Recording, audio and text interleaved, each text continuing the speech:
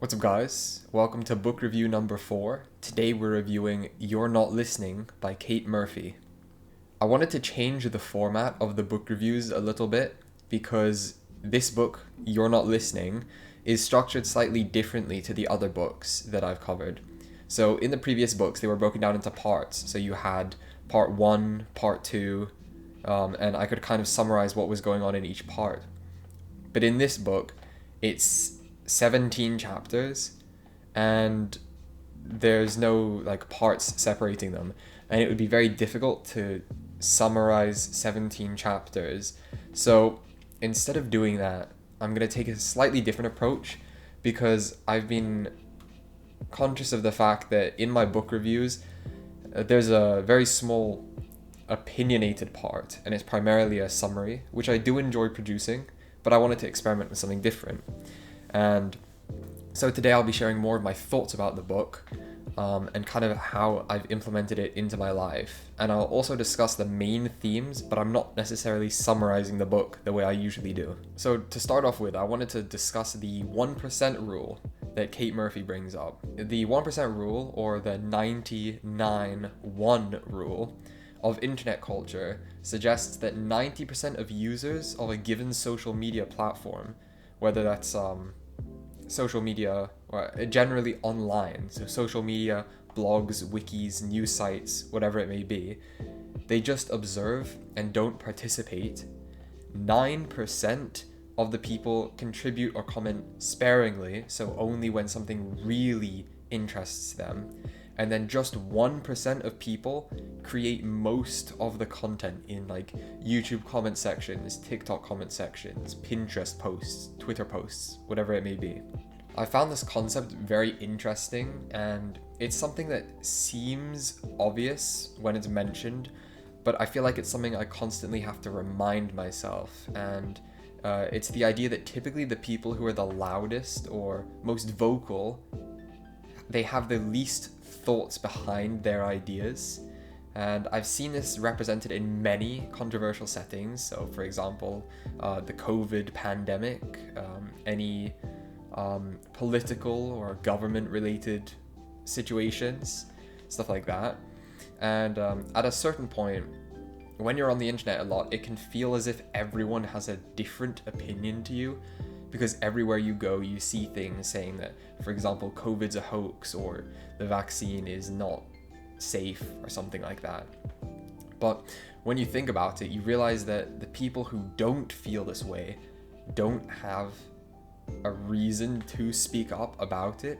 So the only people that are mentioning things are those in the minority group, as they feel as though they have to fight to defend their opinion. And this is also kind of something you see in media when it comes to news headlines and stuff. You won't really click on an article that has a positive message if it's just 5 kids didn't die today. Whereas if there's a thing that says, 5 kids were murdered, kind of a graphic example. But it's the idea that the controversy or the negative opinions are the things that draw people in, and it's therefore the only thing that they speak about, and they have you have no reason to speak about something if it's not necessarily negative. So that's something to keep in mind. I think it's very easy and noticeable to find these things on social media in my daily scrolling and daily usage experiences, especially where people tend to have very negative or unusually unhealthy sort of opinions towards topics, and they use the internet as an outlet to voice those opinions. And I've disabled the comment section when I use YouTube. There's an extension that I really like. I put it in the description of my previous video, and I'll put it in this description again. It's called Distraction Free YouTube, and you can disable things like YouTube Shorts, YouTube comment sections, all that stuff, and I really like it. But yeah, I disabled the YouTube comment section because I feel like most of the comments are negative or just kind of weird, to be honest, because when you're scrolling, there are a lot of people commenting about how they're depressed and lonely.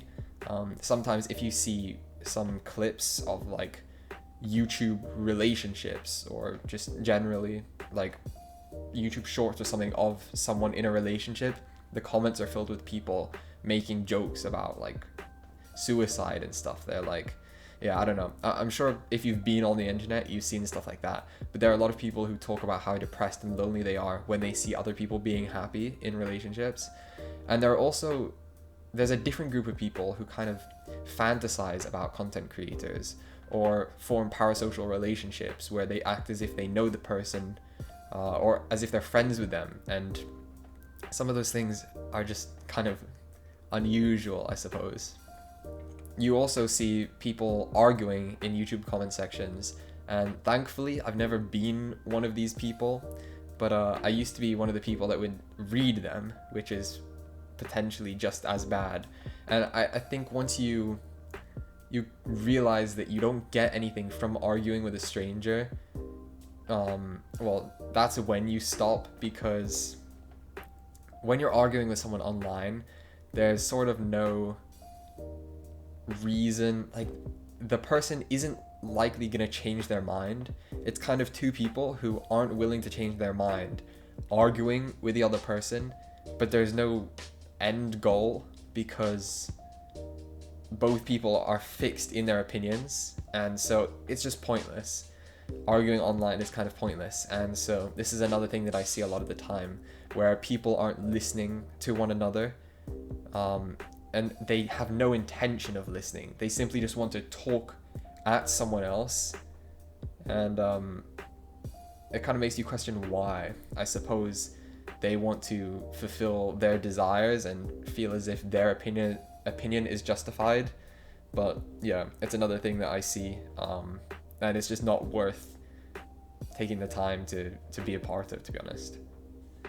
I suppose you could argue that I'm taking a negative stance towards YouTube comments and stuff like that, because there are definitely beneficial ones and useful ones, and it might be true that I gravitate towards the negative ones because they're the ones that I dislike, but I feel like it does strongly reflect the following idea that I'll mention, that Murphy puts forward.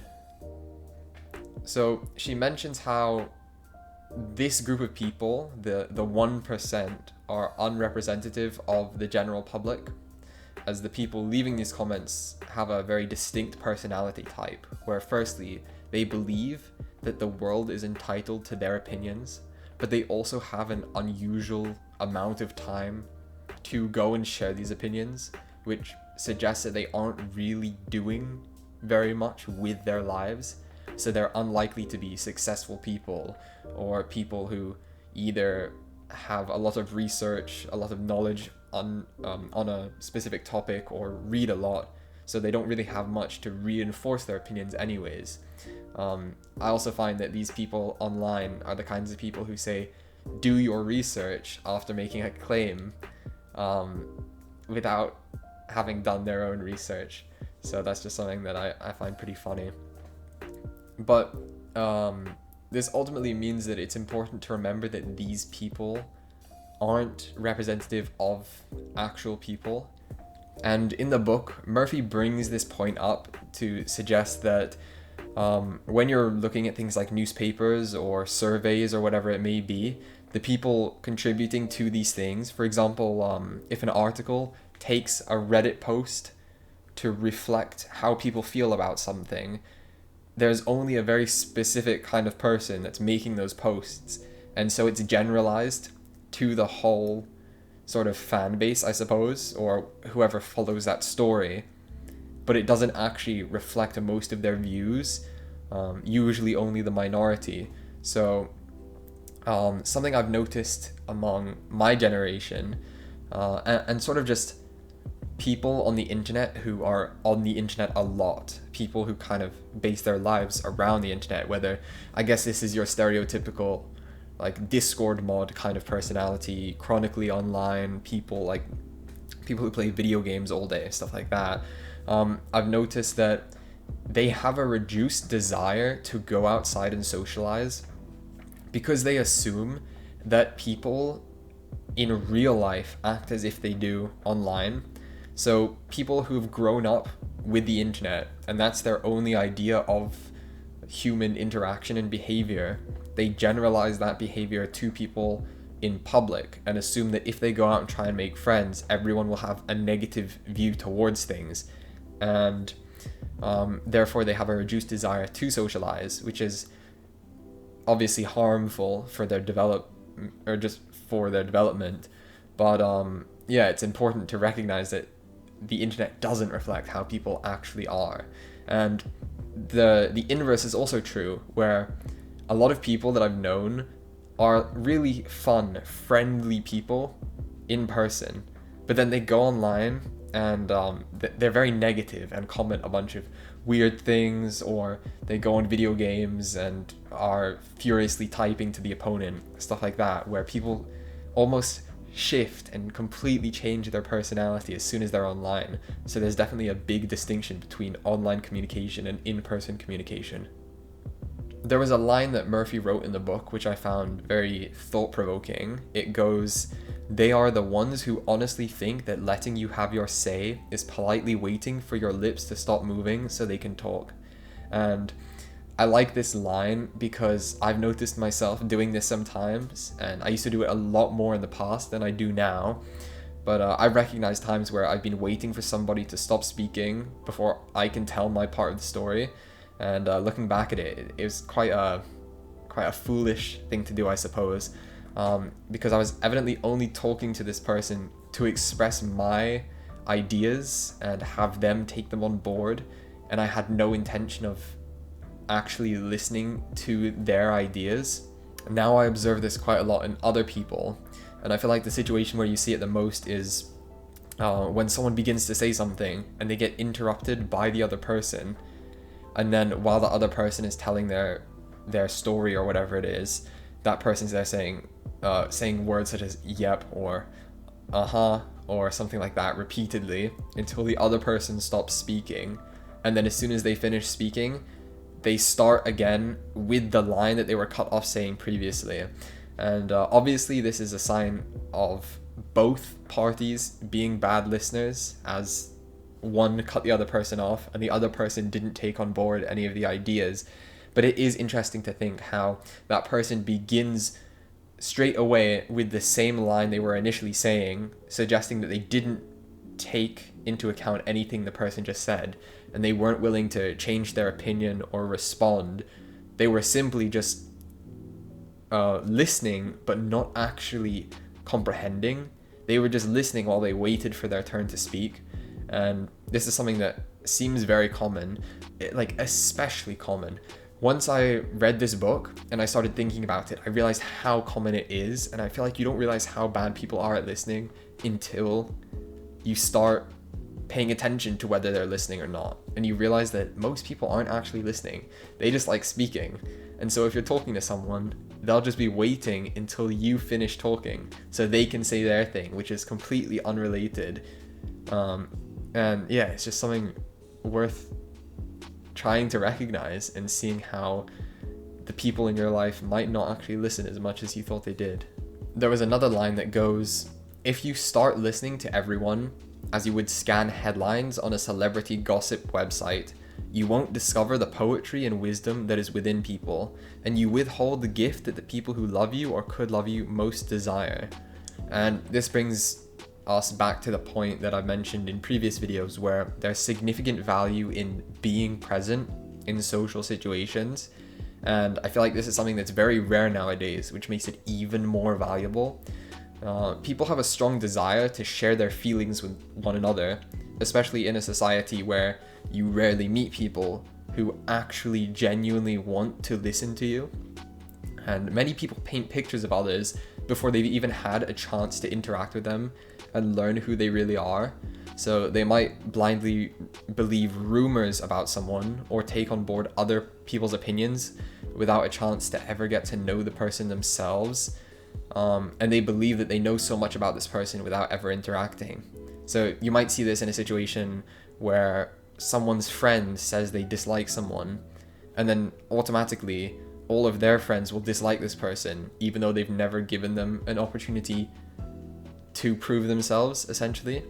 And I find that with that kind of person who just blindly follows others, there's usually a noticeable lack of, I guess, substance to their lives. It's very close-minded, and I feel like it's becoming increasingly common where, especially with the internet and social media and all these like celebrity rumors and stuff, and even parasocial relationships, people believe they know so much about someone without ever interacting with them.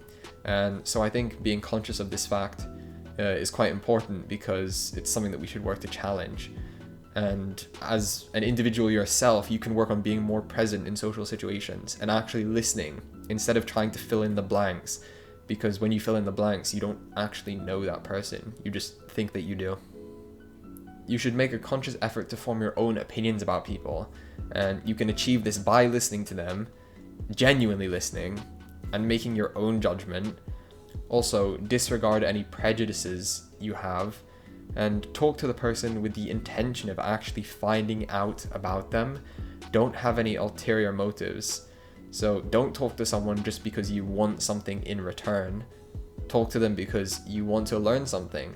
You are essentially getting something in return, but the thing you're getting is knowledge about them, not a favor that they can do for you. If you do this, you'll recognize the great value that comes from listening to other people, both in the form of increased knowledge and newfound wisdom, but also through the increased social satisfaction and feelings of connection that you were previously lacking in your life. In the book, Murphy makes a reference to How to Win Friends and Influence People by Dale Carnegie, which I did a book review and summary of for week 1. It was the first book that I did for the series. The line that she provides from this book goes, "You can make more friends in 2 months by becoming interested in other people than you can in 2 years by trying to get other people interested in you." And this has proved to be true in my life. In the span of 2 weeks, I've managed to get to know almost everyone in my course, learn things about them, memorize everyone's names, and frequently engage in conversation with them. And my class is relatively small. It's maybe 30 to 40 people, but I feel like getting to know that many people in such a short period of time isn't something I would have been able to accomplish before reading this book, because I always approached it with the wrong view and the wrong plan. So prior to reading this book, I hardly spoke to the people in my course, and I didn't know how to go about meeting new people. So the thing is that I always knew how to speak to people I already knew. I never had any issues with that. So if I knew someone, I could confidently go and speak to them for hours on end. But it was always the initial meeting stage that I struggled with. What I discovered is that approaching a new conversation with a genuine interest in the other person makes it easy to engage with them. And it's also easy to be genuine. You don't have to fake the interest, and you don't have to struggle to come up with questions, because if you genuinely want to learn about the person, those things will sort themselves out. The questions will come naturally to your head, and you don't hold back on asking whatever's on your mind, because your only intention is to actually find the answers to those questions. There was another quote in the book that goes, "Who needs to listen to people when you can just Google them?" This kind of makes reference to the point we discussed before, where people think they know a lot more about people than they actually do. And it also demonstrates the idea that people have a tendency to search for information about people without asking them directly. So, for example, upon finding someone's Instagram account, someone might browse through their profile and learn things about them that they wouldn't have otherwise known. And they do this as an alternative to asking questions to the person directly.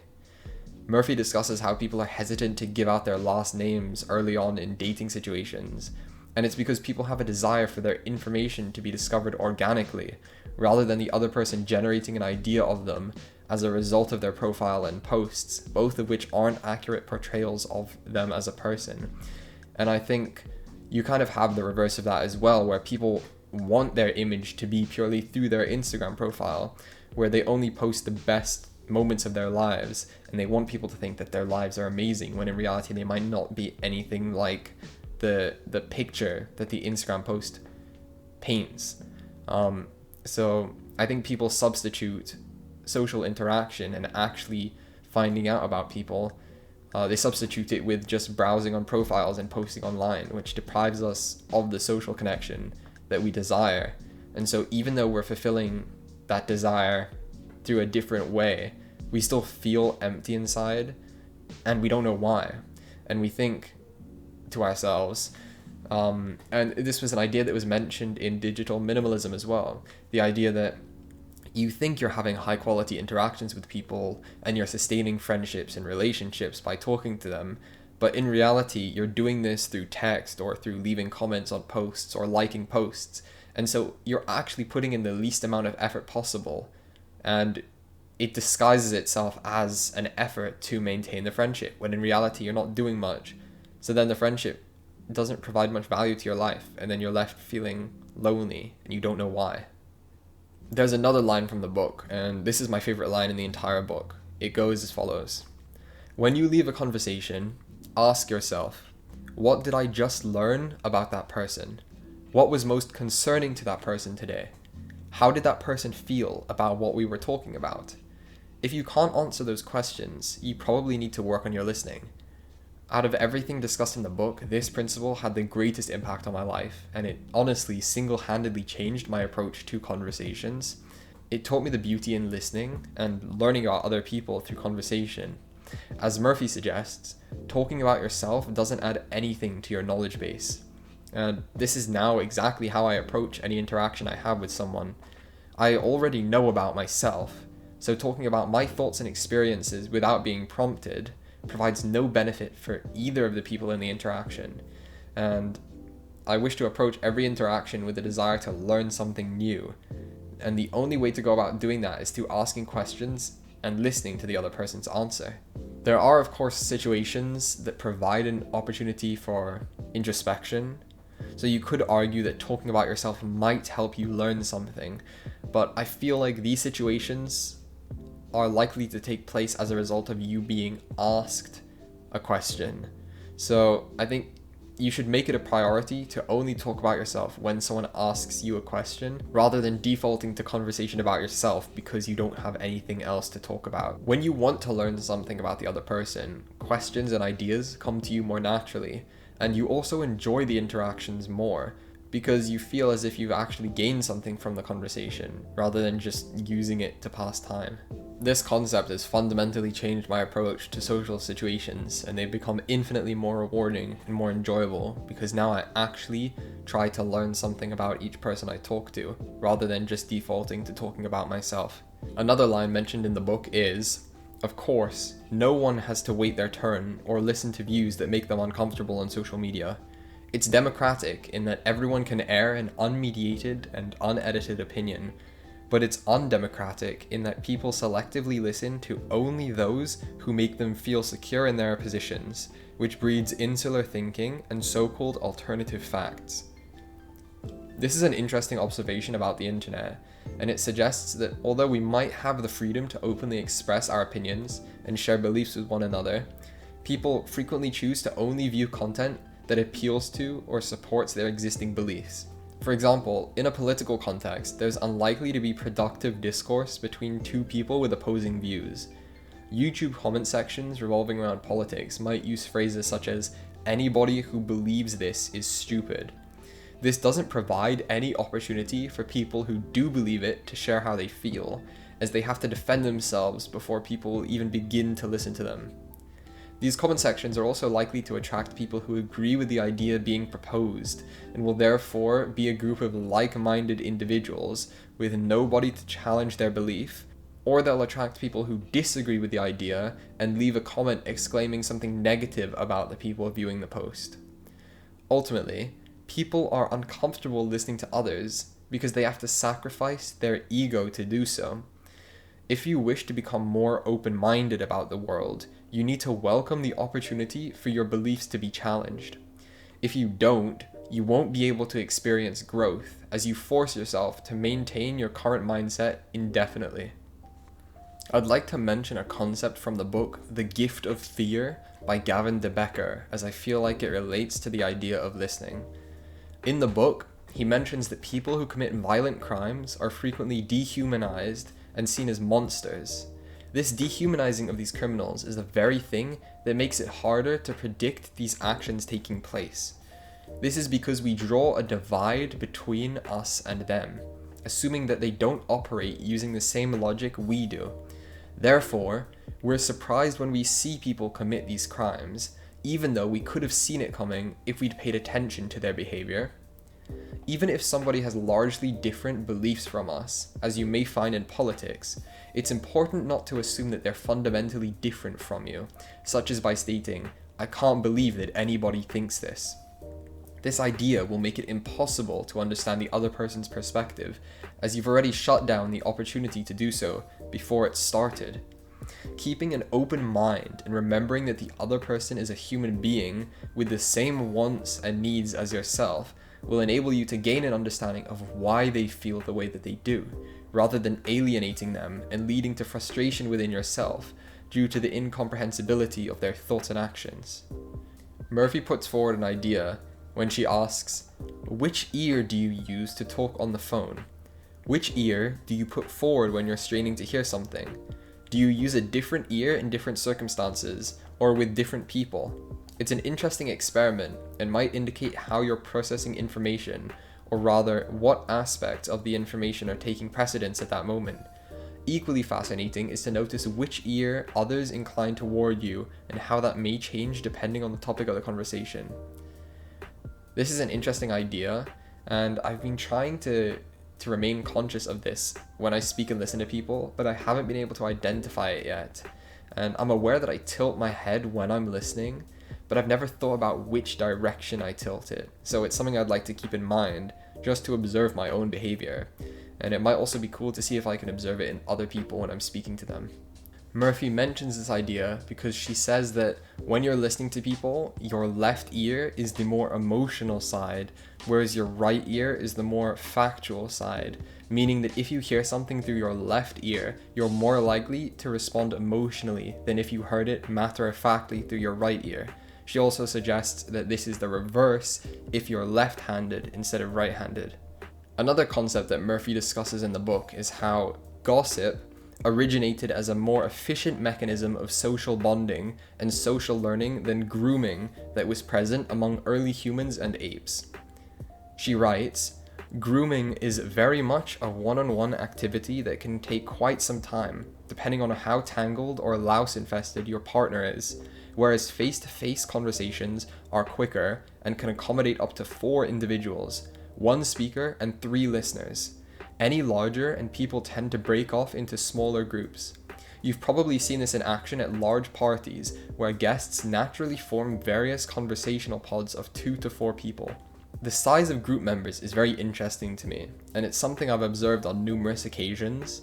This might be an idea that's worth keeping in mind when it comes to a business or work environment, as if a group exceeds a certain size, people are likely to either be isolated from the group or separate into further groups, which might lead to confusion and communication issues between the newly formed groups.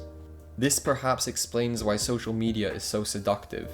The speed with which gossip can be accessed online and the sheer quantity is more than you could ever muster or manage in face-to-face interactions. It creates this imperative to keep checking to make sure you are still in the loop, but of course, you can never keep up with it all. And with so many narratives and interpretations, the quality and value of the information plummets. This idea demonstrates the impact that social media has on our minds. Social media provides us with a supernormal stimulus in which it takes a natural human desire and fulfills this desire in an extremely concentrated form. What I mean by this is that social media plays on our desire to feel included and takes advantage of human fear of abandonment. If we don't stay up to date with what's going on, we worry that we'll be separated from our peers and will ultimately be excluded from the group. To our ancestors, exclusion from the group would have surely led to death. Naturally then, we make it a priority to ensure that we stay connected and informed about the life updates of the members of our group. The issue here is that it's easier than ever to share information, and as a result, the quality of the information drops. Nonetheless, we still attempt to view all this information, which eventually leads to the loss of control over our behavior, as we're stuck in a never-ending cycle.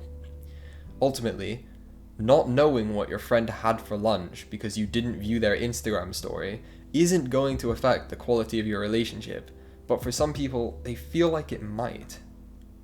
Reserving important information to be shared during in-person conversations only can ensure that those people who have a fear of missing out can be reassured that they won't miss out on any valuable information if they make the decision to stop letting their lives be dictated by their urges to check social media. Murphy also puts forward 4 maxims of our conversational expectations. The first one is the maxim of quality. We expect the truth. The second is the maxim of quantity. We expect to get information we don't already know, and not so much that we feel overwhelmed. The third maxim is the maxim of relation. We expect relevance and logical flow. And the fourth maxim is the maxim of manner. We expect the speaker to be reasonably brief, orderly, and unambiguous. Murphy writes, "Technology does not so much interfere with listening as make it seem unnecessary. Our devices indulge our fear of intimacy by fooling us into thinking that we are socially connected even when we're achingly alone. We avoid the messiness and imperfections of others, retreating into the relative safety of our devices, swiping and deleting with abandon.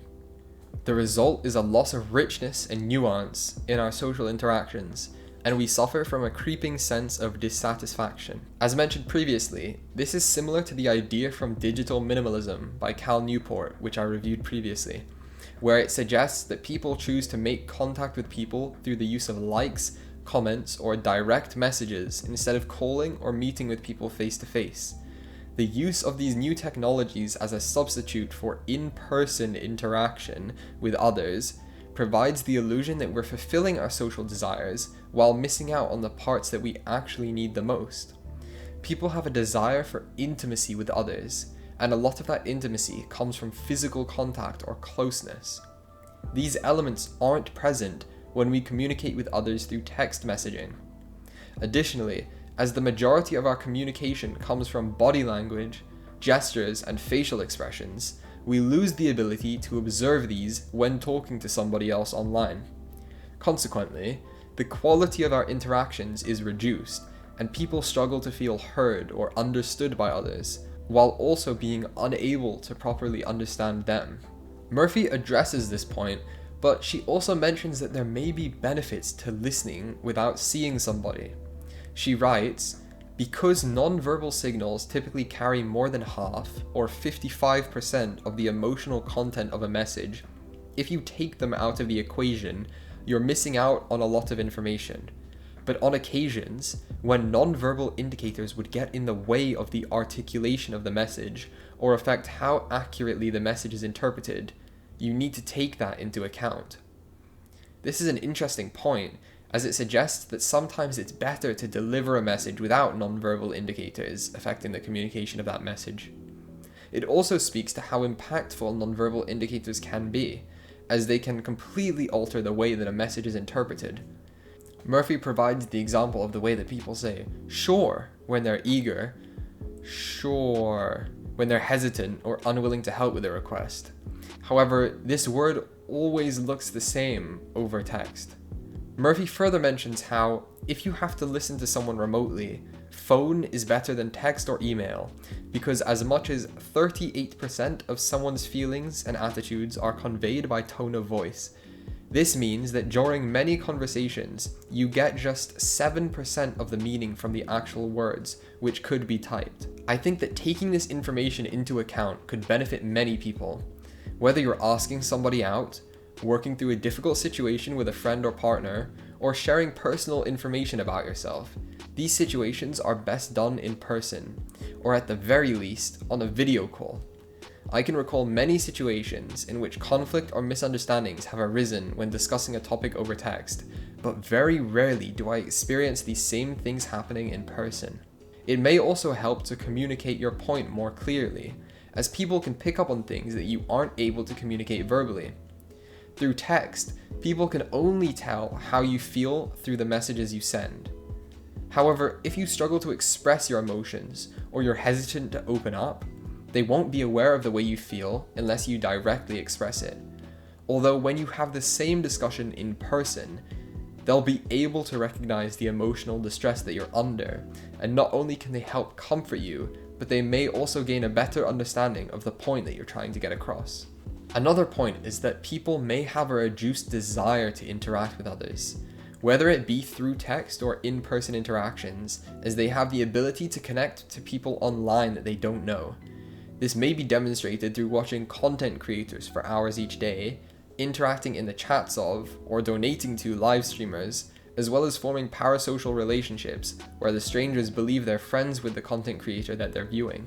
After reading the book, I realized how much practice needs to actually go into actively listening.